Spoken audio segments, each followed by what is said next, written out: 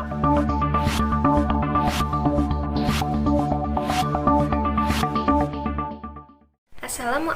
warahmatullahi wabarakatuh. Perkenalkan, nama saya Tasya Dinda Pangastika dengan NIM 1905520136, program studi S1 Akuntansi, Fakultas Ekonomika dan Bisnis Universitas di Kubang, Semarang.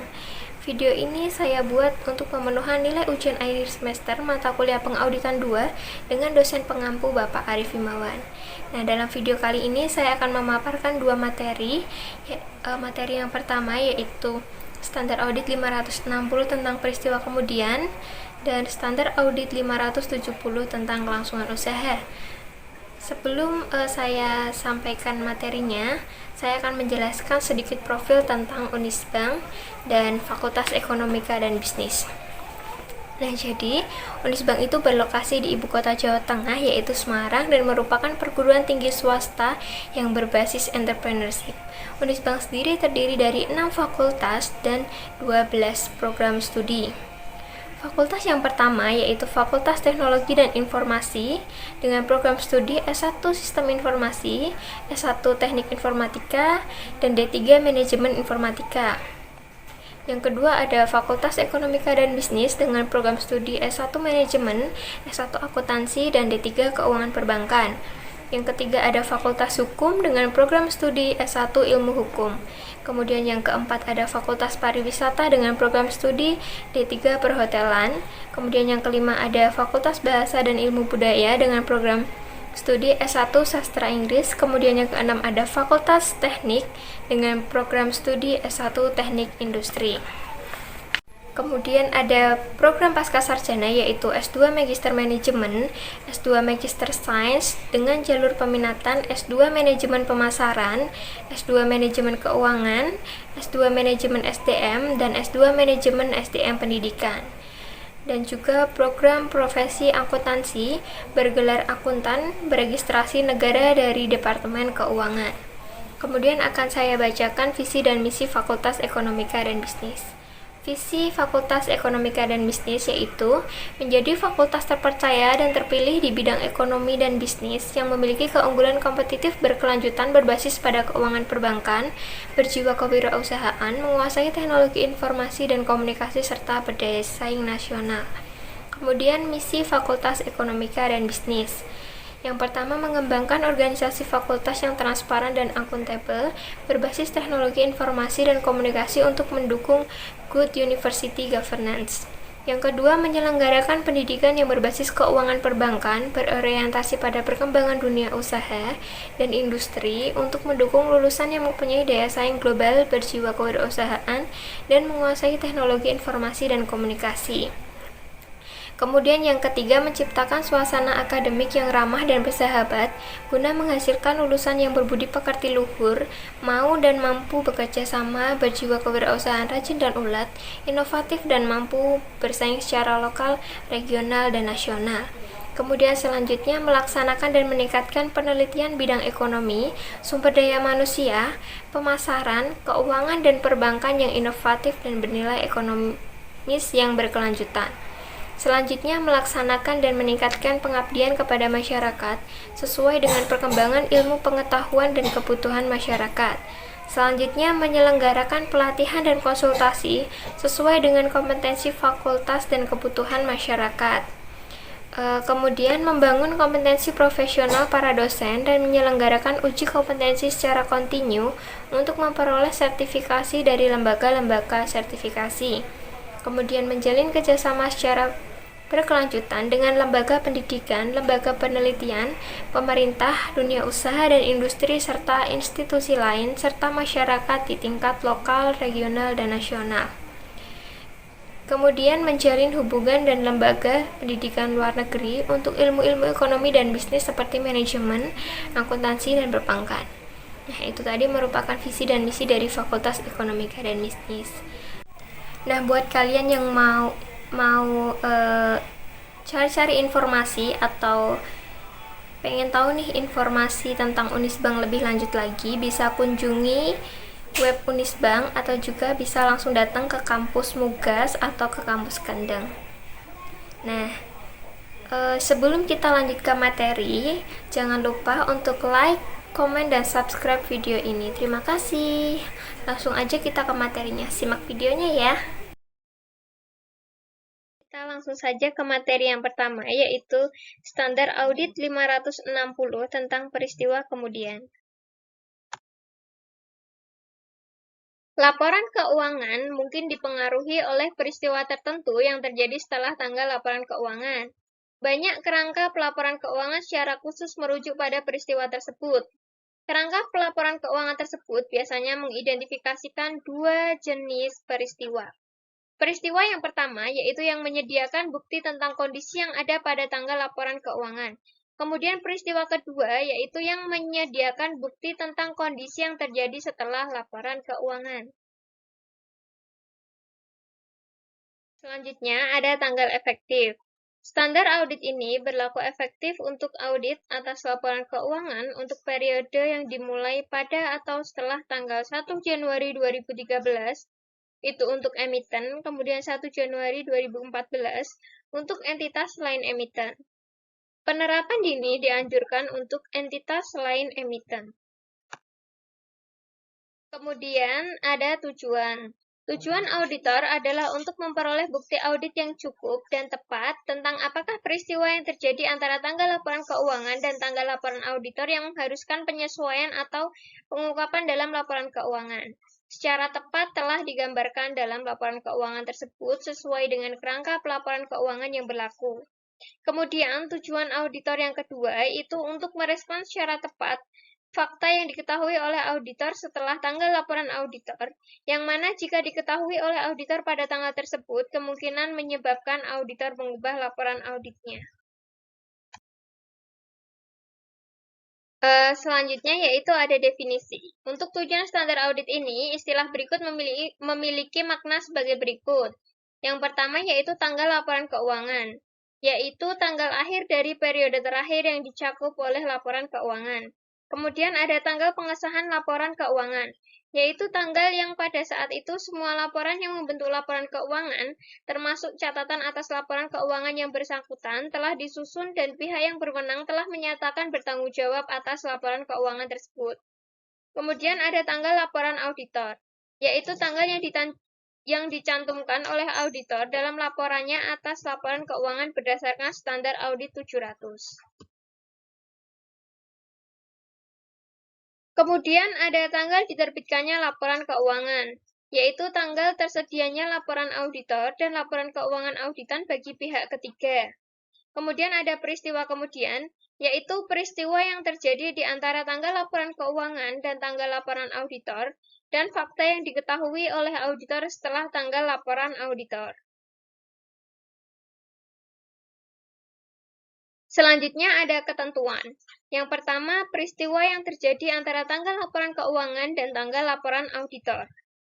Auditor harus melakukan prosedur yang disyaratkan oleh paragraf 6, sehingga prosedur tersebut mencakup periode dari tanggal laporan keuangan sampai ke tanggal laporan auditor atau periode terdekat yang dapat dicapai.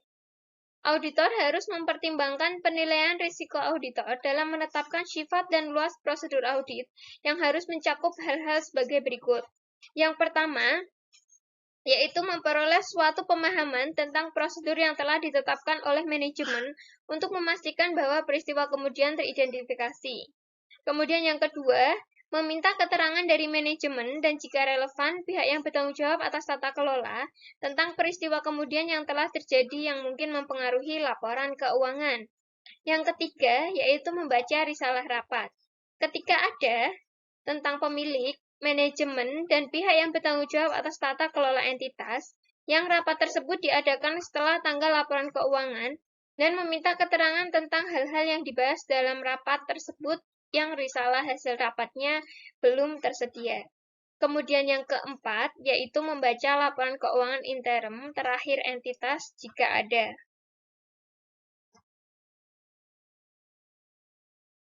Selanjutnya yaitu ada representasi tertulis.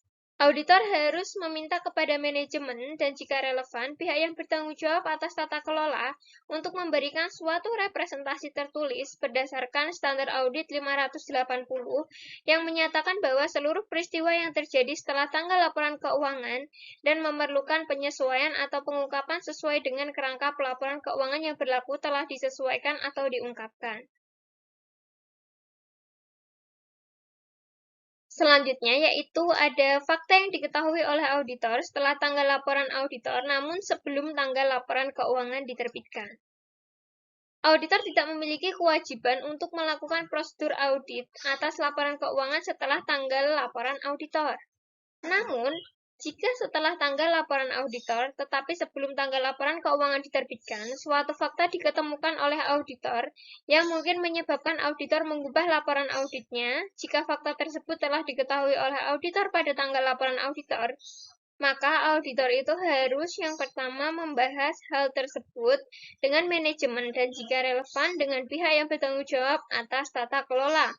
Kemudian yang kedua, menentukan apakah laporan keuangan tersebut memerlukan perubahan. Yang ketiga, yaitu meminta keterangan bagaimana manajemen akan memperlakukan hal tersebut dalam laporan keuangan. Selanjutnya, jika manajemen mengubah laporan keuangan, maka auditor itu harus yang pertama melaksanakan prosedur audit yang diperlukan dalam kondisi atas perubahan tersebut. Kecuali jika kondisi yang seperti ini tuh terjadi, yaitu yang pertama memperluas prosedur audit yang disebutkan dalam paragraf 6 dan 7 sampai pada tanggal laporan auditor baru. Kemudian yang kedua, menyediakan suatu laporan auditor baru atas laporan keuangan yang telah diubah. Selanjutnya, bila mana peraturan perundang-undangan atau kerangka pelaporan keuangan tidak melarang manajemen untuk membatasi perubahan atas laporan keuangan yang disebabkan oleh pengaruh peristiwa kemudian, dan pihak yang bertanggung jawab untuk menyetujui laporan keuangan tidak dilarang untuk membatasi persetujuan terhadap perubahan yang bersangkutan, maka auditor diizinkan untuk membatasi prosedur audit atas peristiwa kemudian yang disyaratkan berkaitan dengan perubahan tersebut. Dalam kasus seperti itu, auditor harus mengubah laporan auditor dengan memasukkan suatu tanggal tambahan yang dibatasi sampai dengan perubahan tersebut. Yang kedua, menyajikan suatu laporan auditor baru atau laporan auditor yang diubah yang meliputi suatu pernyataan dalam suatu paragraf penekanan suatu hal atau paragraf hal lain yang menyampaikan bahwa prosedur audit atas peristiwa kemudian hanya terbatas untuk perubahan pada laporan keuangan seperti yang dijelaskan dalam catatan atas laporan keuangan yang relevan. Kemudian dalam beberapa yurisdiksi, manajemen mungkin tidak disyaratkan oleh peraturan perundang-undangan atau kerangka pelaporan keuangan untuk menerbitkan laporan keuangan yang diubah. Oleh karena itu, auditor tidak perlu menyediakan suatu laporan auditor yang diubah atau yang baru. Namun, jika manajemen tidak mengubah laporan keuangan dalam kondisi yang auditor yakin bahwa laporan keuangan tersebut perlu diubah, maka yang pertama, jika laporan auditor belum diserahkan kepada entitas, auditor harus mengubah opininya seperti yang disyaratkan dalam standar audit 705 dan kemudian itu menyerahkan laporan auditor tersebut. Yang kedua, jika laporan auditor telah diserahkan kepada entitas, auditor harus memberitahu manajemen, kecuali jika semua pihak yang bertanggung jawab atas tata kelola terlibat dalam pengelolaan entitas, pihak yang bertanggung jawab atas tata kelola entitas, agar tidak menerbitkan laporan keuangan kepada pihak ketiga sebelum perubahan yang diperlukan itu dibuat. Kemudian ada fakta yang diketahui oleh auditor setelah laporan keuangan diterbitkan. Setelah laporan keuangan diterbitkan, auditor tidak memiliki kewajiban untuk melakukan prosedur audit atas laporan keuangan tersebut. Namun, jika setelah laporan keuangan diterbitkan, suatu fakta diketahui oleh auditor pada tanggal laporan auditor, maka dapat menyebabkan auditor mengubah laporan auditnya, maka auditor itu harus yang pertama membahas hal tersebut dengan manajemen dan jika relevan dengan pihak yang bertanggung jawab atas tata kelola. Yang kedua, menentukan apakah laporan keuangan memerlukan perubahan atau tidak. Yang ketiga, meminta keterangan bagaimana manajemen bermaksud untuk menyelesaikan hal tersebut dalam laporan keuangan.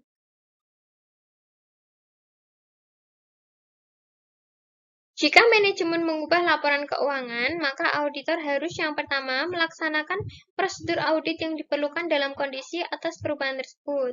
Yang kedua, menelaah tahap-tahap yang dilakukan oleh manajemen untuk memastikan bahwa setiap pihak yang menerima laporan keuangan yang diterbitkan sebelumnya bersamaan dengan laporan auditor diberi informasi tentang situasi tersebut. Yang ketiga, kecuali jika kondisi dalam paragraf 12 berlaku, yaitu memperluas prosedur audit yang disebutkan dalam paragraf 6 dan 7 sampai pada tanggal laporan auditor baru, dan tanggal laporan auditor baru tidak lebih awal daripada tanggal persetujuan atas perubahan laporan keuangan. Yang kedua, menyerahkan laporan auditor baru atas laporan keuangan. Kemudian yang keempat, ketika kondisi dalam paragraf 12 terjadi, ubah laporan auditor atau auditor baru seperti yang disyaratkan oleh paragraf 12.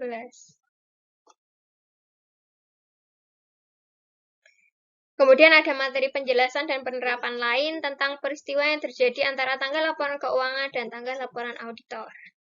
Sebagai tambahan, terhadap prosedur audit yang disyaratkan, auditor dapat mempertimbangkan hal-hal berikut sebagai langkah yang diperlukan dan tepat untuk pertama, membaca budget perusahaan terakhir yang tersedia, perakiraan arus kas, dan laporan manajemen lain yang terkait untuk periode setelah tanggal laporan keuangan. Yang kedua, meminta keterangan atau memperluas permintaan keterangan sebelumnya yang dilakukan secara tertulis maupun lisan kepada penasihat hukum entitas tentang proses litigasi atau klaim.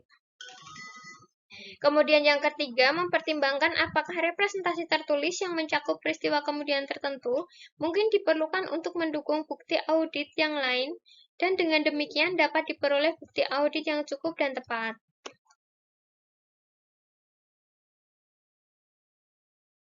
Kemudian ada permintaan keterangan.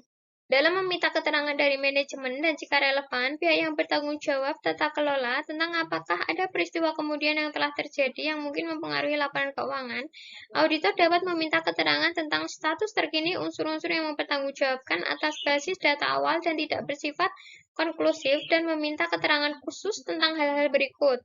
Yaitu yang pertama, apakah komitmen baru, penarikan hutang atau jaminan telah terjadi. Yang kedua, apakah penjualan atau akuisisi aset telah terjadi atau direncanakan. Kemudian yang ketiga, apakah telah terjadi peningkatan modal atau penerbitan instrumen hutang seperti penerbitan saham atau surat hutang baru atau suatu perjanjian untuk penggabungan atau likuidasi telah dilakukan atau direncanakan. Kemudian yang keempat, yaitu apakah aset telah dialokasikan oleh pemerintah atau dimusnahkan sebagai contoh yaitu kebakaran atau banjir.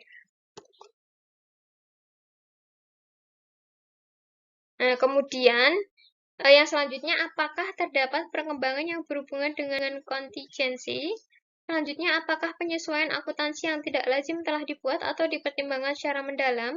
Kemudian, apakah suatu peristiwa telah terjadi atau mungkin akan terjadi yang akan menimbulkan pertanyaan tentang ketepatan kebijakan akuntansi yang digunakan dalam laporan keuangan? Dalam kasus sebagai contoh, jika peristiwa-peristiwa tersebut menimbulkan pertanyaan tentang validitas atas asumsi kelangsungan hidup perusahaan.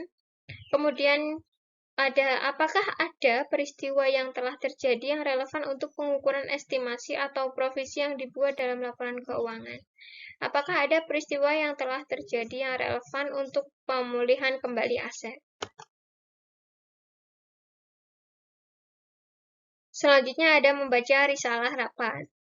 Pertimbangan spesifik terhadap entitas sektor publik. Dalam sektor publik, audit dapat membaca catatan ofisial atau tindakan yang relevan dengan badan legislatif dan meminta keterangan tentang hal-hal yang berkaitan dengan tindakan tersebut di mana catatan ofisial belum tersedia.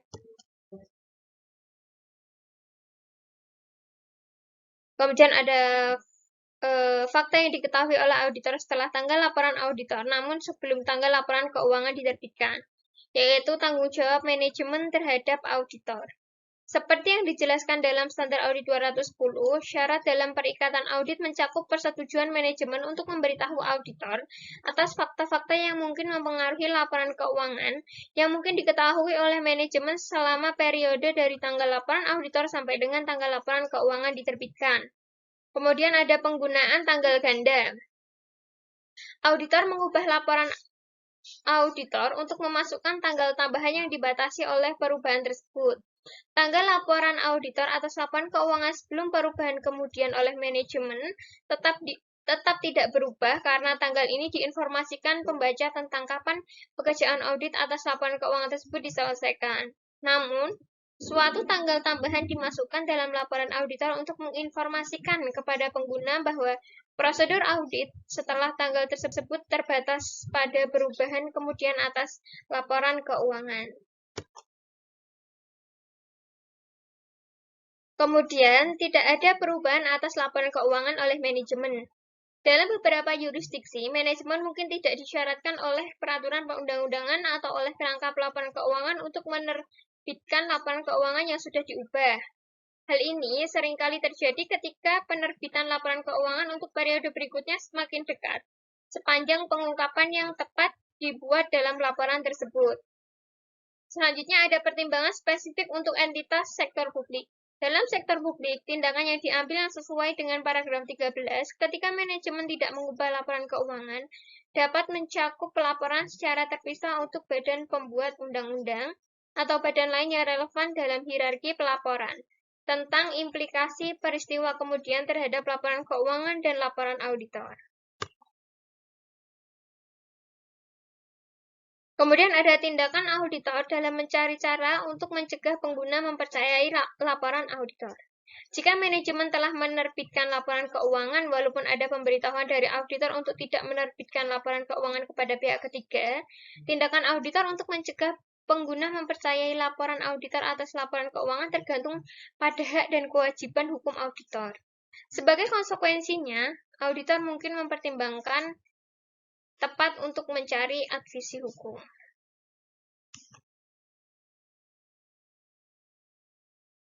Kemudian ada fakta yang diketahui oleh auditor setelah laporan keuangan diterbitkan, yaitu tidak ada perubahan atas laporan keuangan oleh manajemen. Pertimbangan spesifik terhadap entitas sektor publik. Dalam beberapa yurisdiksi, entitas dalam sektor publik mungkin dilarang oleh peraturan perundang-undangan untuk menerbitkan laporan keuangan yang telah diubah. Dalam kondisi tersebut, tindakan yang tepat bagi auditor adalah untuk melaporkan hal tersebut kepada badan statutori yang tepat. Kemudian, ada tindakan auditor dalam mencari cara untuk mencegah pengguna mempercayai laporan auditor. Ketika auditor yakin bahwa manajemen atau pihak yang bertanggung jawab atas tata kelola telah gagal untuk mengambil langkah-langkah yang perlu untuk mencegah pengguna mempercayai laporan auditor atas laporan keuangan yang sebelumnya diterbitkan oleh perusahaan, walaupun ada pemberitahuan sebelumnya dari auditor bahwa auditor akan mengambil tindakan dalam mencari cara untuk mencegah pengguna mempercayai laporan tersebut. Tindakan auditor tergantung pada hak dan kewajiban hukum auditor. Sebagai konsekuensinya, auditor mungkin mempertimbangkan dengan tepat untuk mencari advisi hukum.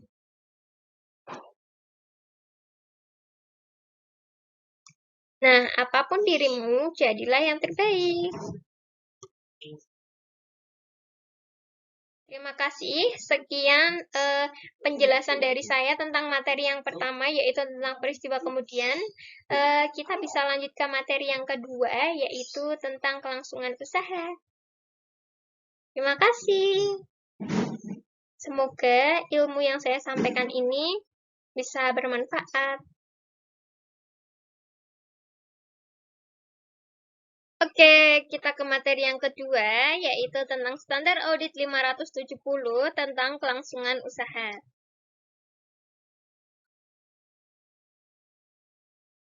Asumsi kelangsungan usaha. Berdasarkan asumsi kelangsungan usaha, suatu entitas dipandang bertahan dalam bisnis untuk masa depan yang dapat diprediksi. Laporan keuangan bertujuan umum disusun atas suatu basis kelangsungan usaha, kecuali manajemen bermaksud untuk melikuidasi entitas atau menghentikan operasinya, atau tidak memiliki alternatif yang realistis selain melakukan tindakan tersebut di atas. Laporan keuangan bertujuan khusus yang dapat atau belum tentu disusun sesuai dengan suatu kerangka pelaporan keuangan yang relevan dengan basis kelangsungan usaha.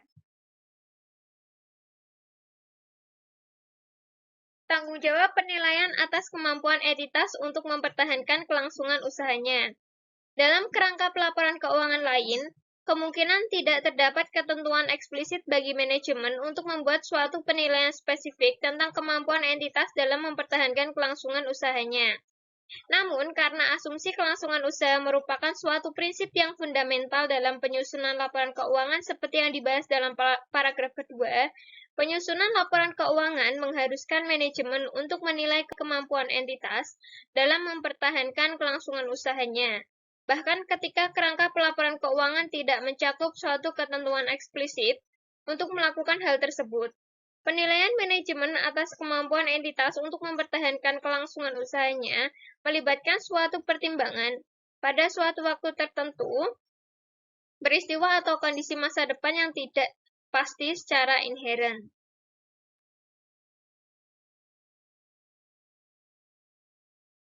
Tanggung jawab auditor. Tanggung jawab auditor adalah untuk memperoleh bukti audit yang cukup dan tepat tentang ketepatan penggunaan asumsi kelangsungan usaha oleh manajemen dalam penyusunan dan penyajian laporan keuangan, dan untuk menyimpulkan apakah terdapat suatu ketidakpastian material tentang kemampuan entitas untuk mempertahankan kelangsungan usahanya. Tanggung jawab ini ada bahkan ketika kerangka pelaporan keuangan tidak mencantumkan secara eksplisit adanya keharusan bagi manajemen untuk membuat suatu penilaian spesifik atas kemampuan entitas dalam mempertahankan kelangsungan usahanya.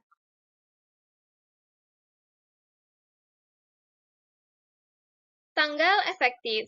Standar audit ini berlaku efektif untuk audit atas laporan keuangan untuk periode yang dimulai pada atau setelah tanggal 1 Januari 2013 itu untuk emiten, atau 1 Januari 2014 untuk entitas selain emiten. Penerapan dini dianjurkan untuk entitas selain emiten.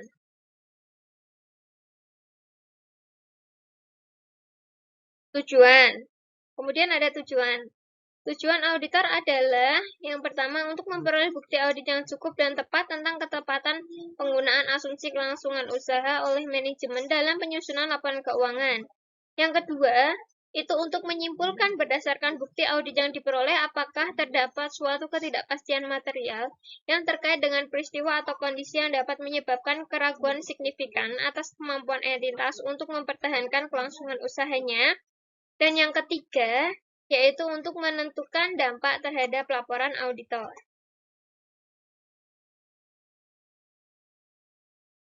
Kemudian ada ketentuan, prosedur penilaian risiko dan aktivitas terkait. Ketika melakukan prosedur penilaian risiko seperti yang diharuskan oleh Standar Audit 315, auditor harus mempertimbangkan apakah terdapat peristiwa atau kondisi yang dapat menyebabkan keraguan signifikan atas kemampuan entitas untuk mempertahankan kelangsungan usahanya. Dalam melakukan hal tersebut, auditor harus menentukan apakah manajemen telah melakukan suatu penilaian awal atas kemampuan entitas untuk mempertahankan kelangsungan usahanya.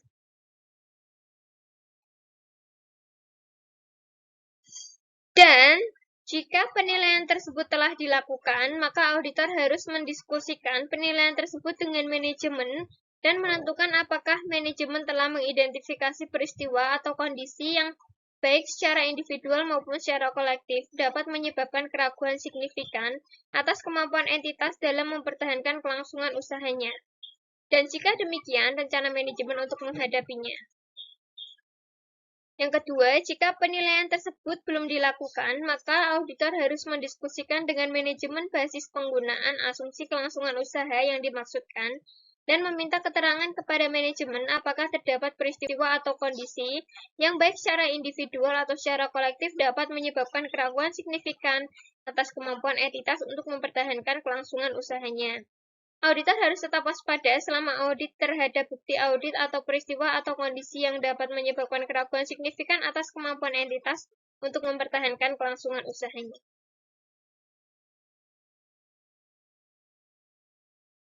Selanjutnya, pengevaluasian atas penilaian manajemen.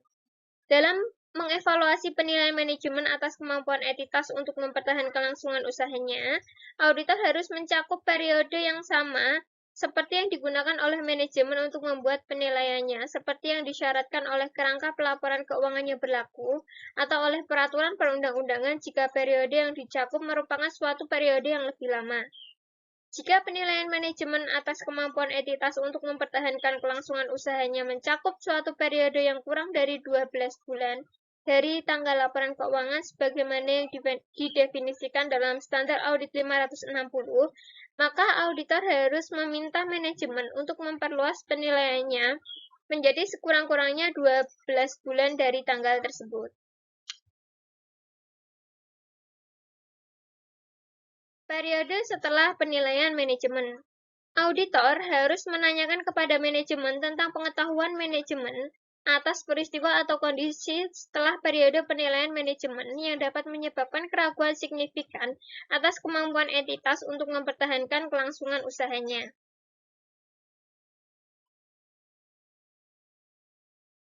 Kemudian, prosedur audit tambahan ketika peristiwa atau kondisi teridentifikasi.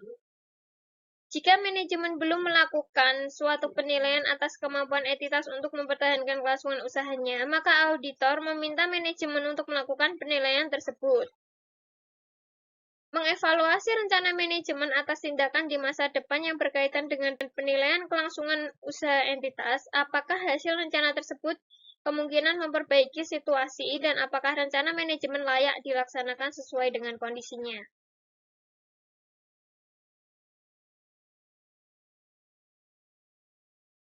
Ketiga, jika entitas telah membuat suatu perakiraan arus kas dan analisis atas perakiraan tersebut merupakan suatu faktor yang signifikan dalam mempertimbangkan hasil masa depan dari peristiwa atau kondisi dalam mengevaluasi rencana manajemen atas tindakan di masa depan, maka auditor harus mengevaluasi kendala data yang melandasi penyusunan perakiraan tersebut dan menentukan apakah terdapat dukungan yang cukup untuk asumsi yang melandasi perakiraan tersebut. Yang keempat, mempertimbangkan apakah setelah fakta atau informasi tambahan telah tersedia sejak tanggal dilakukannya penilaian tersebut oleh manajemen. Yang kelima, meminta representasi tertulis dari manajemen dan jika relevan, pihak yang bertanggung jawab atas tata kelola tentang rencana mereka untuk tindakan masa depan dan kelayakan rencana tersebut. Selanjutnya, kesimpulan audit dan pelaporan. Berdasarkan bukti audit yang diperoleh, auditor harus menyimpulkan apakah menurut pertimbangan auditor terdapat suatu ketidakpastian material yang terkait dengan peristiwa atau kondisi yang baik secara individual maupun kolektif dapat menyebabkan keraguan signifikan atas kemampuan entitas dalam mempertahankan kelangsungan usahanya.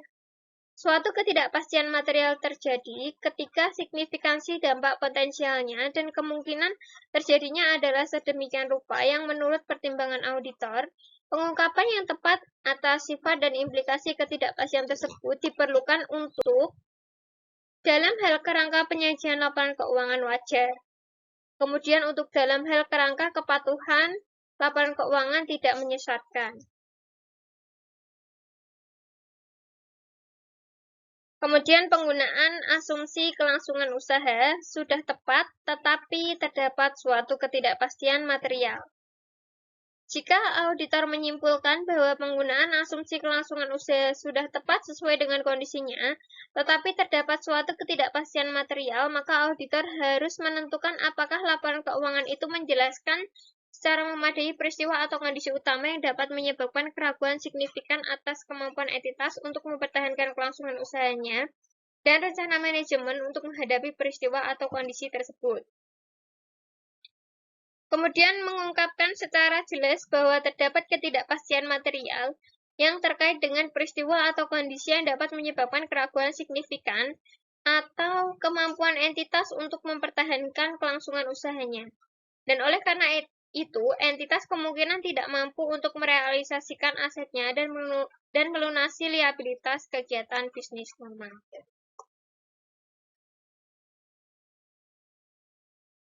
Jika pengungkapan yang memadai dicantumkan dalam laporan keuangan, maka auditor harus menyatakan suatu opini tanpa modifikasian atau mencantumkan suatu paragraf penekanan suatu hal dalam laporan auditor untuk menekankan keberadaan suatu ketidakpastian material yang berkaitan dengan peristiwa atau kondisi yang dapat menyebabkan keraguan signifikan atas kemampuan entitas untuk mempertahankan kelangsungan usahanya, dan mengarahkan perhatian pada catatan atas laporan keuangan yang mengungkapkan hal-hal yang dirujuk dalam paragraf 18. Jika pengungkapan yang memadai tidak dicantumkan dalam laporan keuangan, maka auditor harus menyatakan suatu opini wajar dengan pengecualian atau opini tidak wajar, sesuai dengan kondisinya berdasarkan standar audit 705. Auditor harus menyatakan dalam laporan auditor bahwa terdapat suatu ketidakpastian material yang dapat menyebabkan keraguan signifikan atas kemampuan entitas untuk mempertahankan kelangsungan usahanya.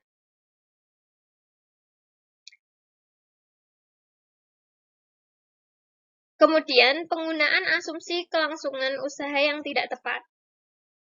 Jika laporan keuangan telah disusun berdasarkan suatu basis kelangsungan usaha, tetapi menurut pertimbangan auditor, penggunaan asumsi kelangsungan usaha dalam laporan keuangan oleh manajemen adalah tidak tepat, maka auditor harus menyatakan suatu opini tidak wajar.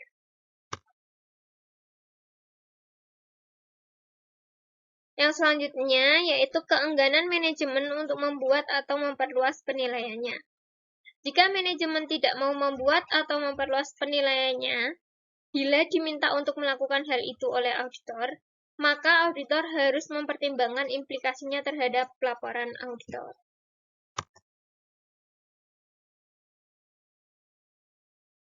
Kemudian, komunikasi dengan pihak yang bertanggung jawab atas tata kelola. Kecuali jika semua pihak yang bertanggung jawab atas tata kelola terlibat dalam pengelolaan entitas, auditor harus mengkomunikasikan dengan pihak yang bertanggung jawab atas tata kelola peristiwa atau kondisi yang mungkin menimbulkan keraguan signifikan terhadap kemampuan entitas dalam mempertahankan kelangsungan usahanya.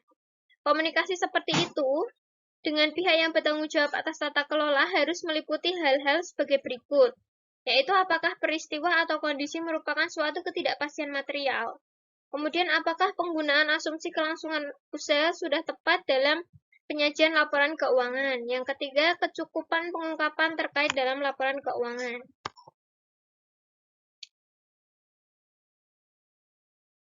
Kemudian, prosedur penilaian resiko dan aktivitas terkait. Peristiwa atau kondisi yang dapat menyebabkan keraguan tentang asumsi kelangsungan usaha. Contoh-contoh peristiwa atau kondisi yang baik secara individual maupun secara kolektif dapat menyebabkan keraguan signifikan tentang asumsi kelangsungan usaha itu dalam keuangan, contohnya posisi liabilitas bersih atau liabilitas lancar bersih. Selanjutnya, pinjaman dengan waktu pengembalian tetap mendekati jatuh temponya tanpa prospek yang realistis atas pembaruan atau pelunasan atau pengandalan yang berlebihan pada pinjaman jangka pendek untuk mendanai aset jangka panjang. Yang ketiga, indikasi penarikan dukungan keuangan oleh kreditor. Yang keempat, arus kas operasi yang negatif yang diindikasikan oleh laporan keuangan historis atas prospektif. Kemudian, rasio keuangan utama yang buruk.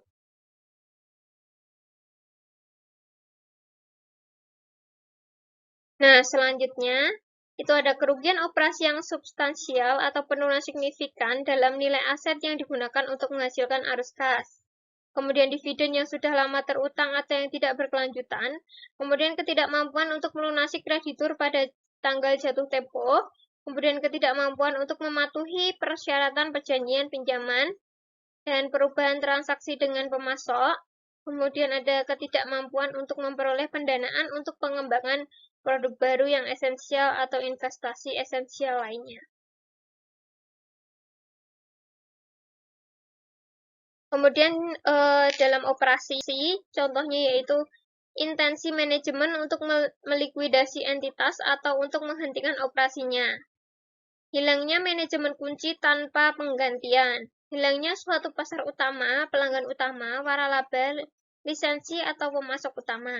Kesulitan tenaga kerja, kekurangan penyediaan barang atau bahan, munculnya kompetitor yang sangat berhasil. Kemudian lain-lain yaitu contohnya ketidakpatuhan terhadap ketentuan permodalan atau ketentuan statutori lainnya. Perkara hukum yang dihadapi entitas yang jika berhasil dapat mengakibatkan tuntutan kepada entitas yang kemungkinan kecil dapat dipenuhi oleh entitas. Perubahan dalam peraturan perundang-undangan atau kebijakan pemerintah diperkirakan akan memberikan dampak buruk bagi entitas. Kerusakan aset yang diakibatkan oleh bencana alam yang tidak diasuransikan.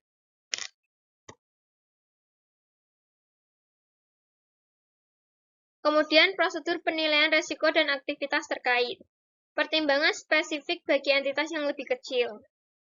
Ukuran suatu entitas dapat mempengaruhi kemampuannya untuk melewati kondisi buruk. Entitas kecil mungkin dapat merespon dengan cepat terhadap pemanfaatan peluang, tetapi mungkin tidak memiliki sumber daya yang cukup untuk mempertahankan operasinya.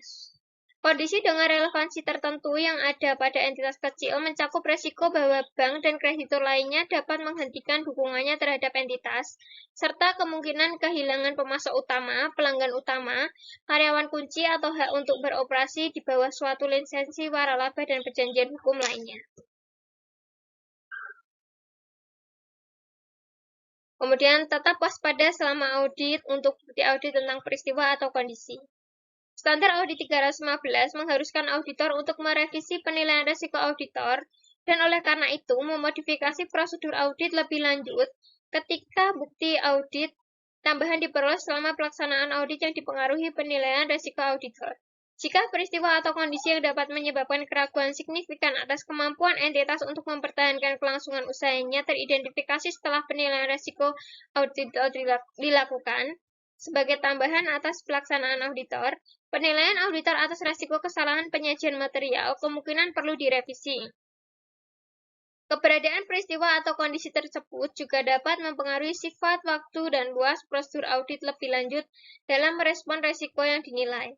Standar Audit 33 menetapkan ketentuan dan menyediakan panduan atas isu ini.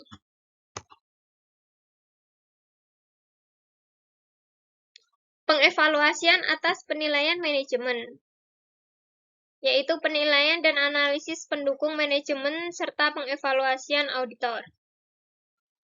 Penilaian manajemen atas kemampuan entitas untuk mempertahankan kelangsungan usahanya merupakan suatu bagian utama dari pertimbangan auditor atas penggunaan asumsi kelangsungan usaha oleh manajemen. Namun, dalam beberapa kondisi, kekurangan analisis detail oleh manajemen untuk mendukung penilaiannya belum tentu dapat mencegah auditor dalam menyimpulkan apakah penggunaan asumsi kelangsungan usaha oleh manajemen sudah tepat sesuai dengan kondisinya.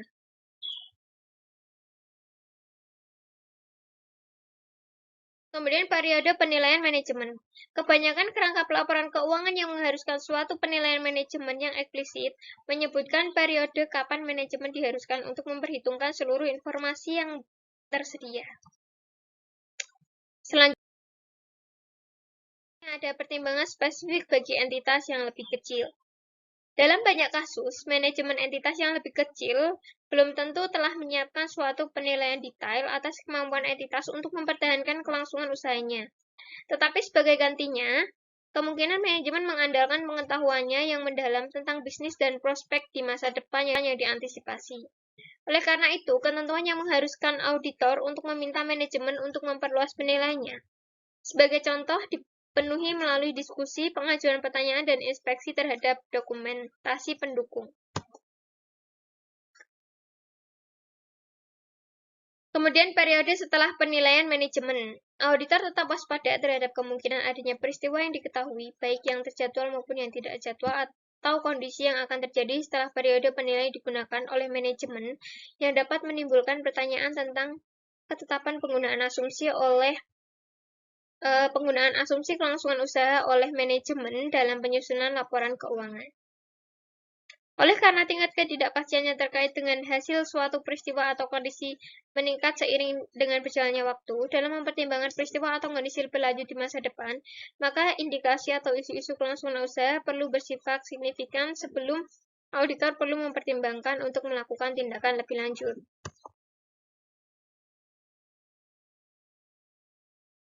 Selain itu, menanyakan kepada manajemen, auditor tidak memiliki tanggung jawab untuk melakukan prosedur audit lainnya untuk mengidentifikasi peristiwa atau kondisi yang dapat menyebabkan keraguan signifikan atas kemampuan entitas untuk mempertahankan kelangsungan usahanya setelah periode yang dinilai oleh manajemen yang mencakup sekurang-kurangnya 12 bulan sejak tanggal laporan keuangan. Selanjutnya yaitu prosedur audit yang relevan dengan ketentuan dapat mencakup hal-hal sebagai berikut. Yang pertama, menganalisis dan membahas arus kas, laba, dan perakiraan relevan lainnya dengan manajemen. Yang kedua, menganalisis dan membahas laporan keuangan interim terakhir entitas yang tersedia. Yang ketiga, membaca persyaratan perjanjian pinjaman dan menentukan apakah terdapat pelanggaran persyaratan tersebut. Yang ketiga, membaca risalah rapat pemegang saham. Yang keempat, menanyakan penasihat hukum entitas tentang keberadaan litigasi dan klaim. Yang kelima, mengkonfirmasi keberadaan, legalitas, dan kemampuan penegakan dari peraturan untuk memelihara dukungan keuangan dari pihak berelasi dan pihak ketiga. Kemudian mengevaluasi rencana entitas untuk menghadapi pesanan pelanggan yang tidak dapat dipenuhi. Selanjutnya melakukan prosedur audit atas peristiwa yang terjadi setelah tanggal pelaporan. Mengkonfirmasi eksistensi persyaratan dan kecukupan fasilitas pinjaman, memperoleh dan mereview laporan-laporan tentang tindakan badan pengatur, menentukan kecukupan bukti pendukung atas penghapusan aset yang direncanakan.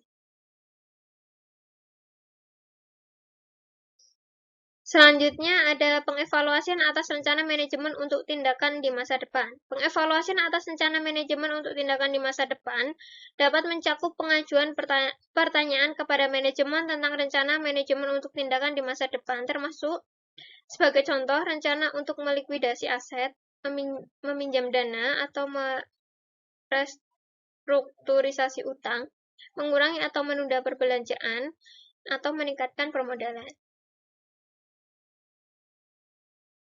Misalnya, periode atas penilaian manajemen. Sebagai tambahan atas periode yang diharuskan, auditor dapat membandingkan yang pertama, informasi keuangan prospektif untuk periode lalu terkini dengan hasil historis, dan yang kedua, informasi keuangan prospektif untuk periode kini dengan hasil yang telah dicapai sampai dengan tanggal dilakukannya prosedur ini. Kemudian kesimpulan audit dan pelaporan.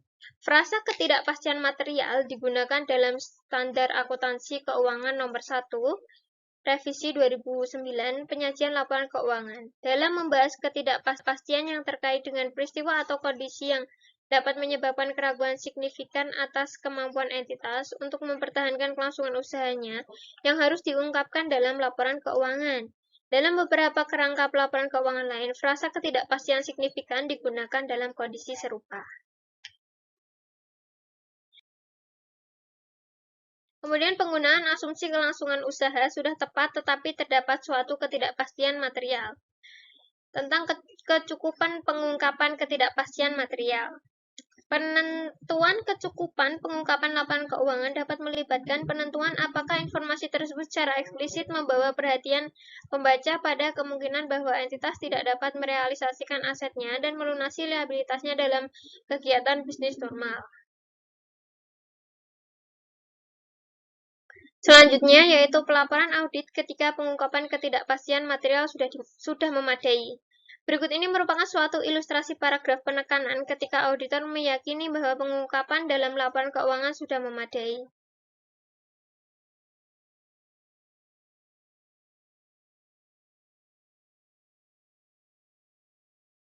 Nah, dalam situasi yang melibatkan ketidakpastian material multiple yang signifikan terhadap laporan keuangan secara keseluruhan, auditor dapat menganggapnya sebagai hal yang tepat dalam kondisi yang sangat jarang untuk tidak menyatakan pendapat dan tidak menggunakan paragraf penekanan.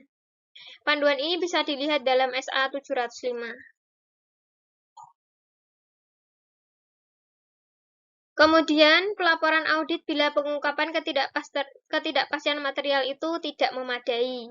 Berikut ini disajikan suatu ilustrasi tentang paragraf-paragraf yang relevan bila suatu opini wajar dengan pengecualian dinyatakan. Ini ada basis untuk opini wajar dengan pengecualian. Kemudian Kemudian ada opini wajar untuk pengecualian. Menurut pendapat kami, kecuali untuk pengungkapan yang tidak lengkap atas informasi yang dirujuk dalam paragraf basis untuk opini wajar. Dengan pengecualian, laporan keuangan menyajikan secara wajar dalam semua hal yang material, keuangan perusahaan tanggal 31 Desember tahun sekian, serta kinerja keuangan dan arus kas terkait untuk tahun yang berakhir pada tanggal tersebut sesuai dengan standar akuntansi keuangan di Indonesia.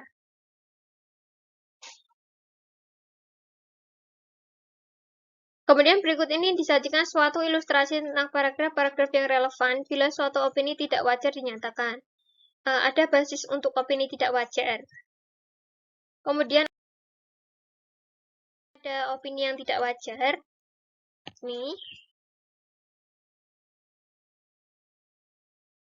Oke, materi selanjutnya, penggunaan asumsi kelangsungan usaha yang tidak tepat.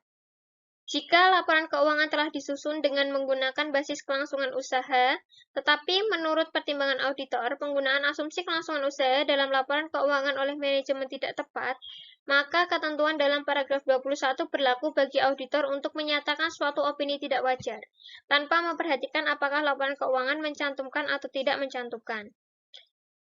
Mencantumkan atau tidak mencantumkan pengungkapan tentang ketidaktepatan penggunaan asumsi kelangsungan usaha oleh manajemen.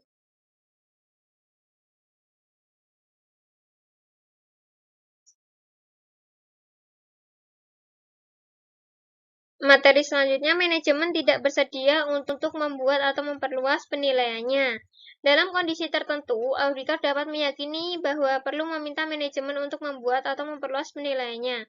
Jika manajemen tidak bersedia untuk melakukan hal tersebut, maka auditor dapat menyatakan suatu opini wajar dengan pengecualian atau opini tidak menyatakan pendapat dalam laporan auditor karena tidak mungkin bagi auditor untuk memperoleh bukti audit yang cukup dan tepat tentang penggunaan asumsi kelangsungan usaha dalam penyusunan laporan keuangan, seperti bukti audit tentang adanya rencana yang telah disiapkan oleh manajemen atau adanya faktor-faktor mitigasi lainnya.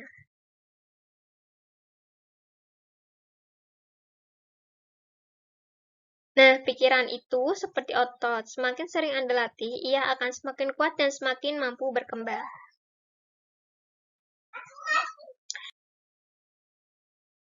Nah, terima kasih. Sekian materi yang dapat saya sampaikan. Tadi sudah ada materi yang pertama tentang peristiwa kemudian dan materi yang kedua tentang kelangsungan usaha. Semoga materi yang saya sampaikan ini dapat bermanfaat bagi semuanya, bagi kita dan bagi kalian. Jangan lupa like, komen, dan subscribe videonya ya. Terima kasih. Sampai jumpa di next video.